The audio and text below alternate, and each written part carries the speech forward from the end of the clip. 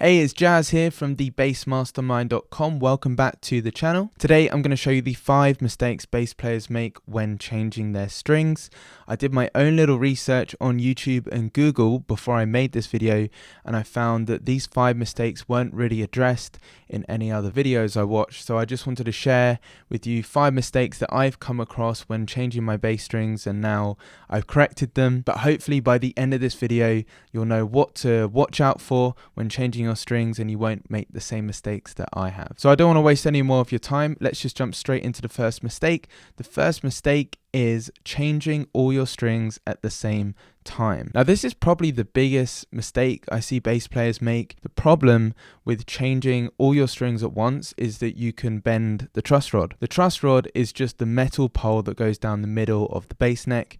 And what happens when the truss rod bends, you can mess up awful things like intonation, and you'll have to take it to a guitar tech to really sort it out. So what I recommend is just changing your strings one string at a time. So organize the strings, say thickest to thinnest, E, A, D, G. Take off the old E string and then put on the new E string, and then do the rest with the rest of the strings. And depending on what bass you have, you'll either bring the strings through the body and over the bridge, or you'll just put these strings through the bridge and change your strings that way. But that's my main tip, is to change one string at a time, or 2 strings. You can change 2 strings at a time. Generally I like to do the E and the G, take those 2 off, and then I'll do the A and the D separately. The second mistake I see bass players making when changing their strings is cutting the string too long or too short. Again, I have another general guideline that I like to go by, is when you go to cut the string, the measurement I like to use is 2 tuning pegs above the string that you're changing. So for example, if you're changing the A string, I would cut the string at the G string tuning peg. A really useful tip when changing your strings and actually cutting the string is, once you've cut the string, just bend the tip of the string so it looks like an anchor, and this little anchor will hook into the tuning peg. So when you go to wind the string won't come out and it will stay in place. Just before I reveal the next mistake, if you want to grab the PDF, it's inside my free Facebook group for bass players. So if you're really looking to take your bass playing to the next level, feel free to join the Bass Master community.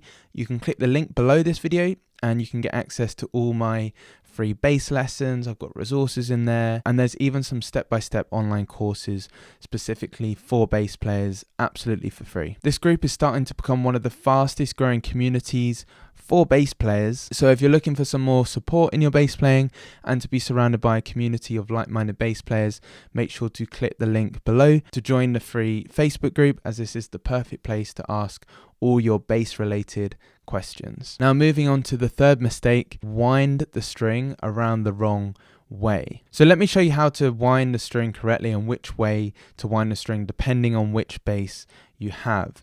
Now if the tuning pegs are pointing upwards, then you want to wind the string clockwise, so the string is wound around the middle of the headstock. If you have some tuning pegs that are facing downwards, you want to wind the string the other way. Whichever way you wind the string, depending on which bass you have, whether you have 4 string, 5 string, 6 string, however your bass is designed as well, the tuning pegs can be below or above the headstock.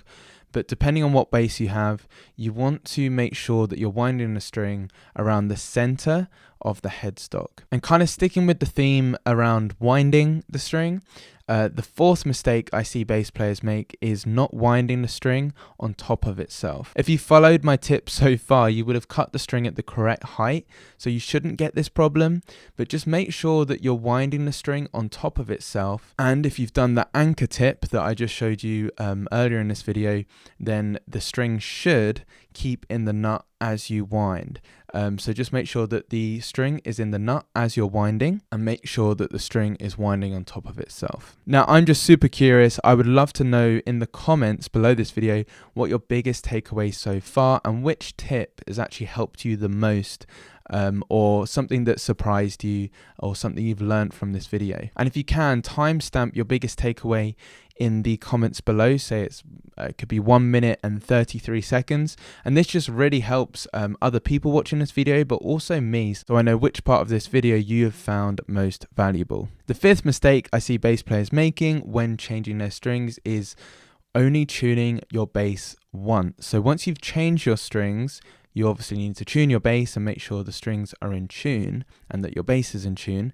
But bass players generally only do this once, and then they expect the strings to be in tune the whole rest of the day. Say you change just before a show, what I would actually do is change my bass strings, and then I would pull on the strings a couple of times just like this, and then I'd actually repeat that 3 or 4 times. So tune up the bass, then pull on each string a couple of times, and then tune your bass again, and then repeat that whole process, say 3 or 4 times, just so your bass actually stays in tune for longer. So if you'd like some more support in your bass playing and access to some free online courses, make sure to click the link below this video to join the Bassmaster community. But other than that, have an awesome day, and I look forward to seeing you in next week's video.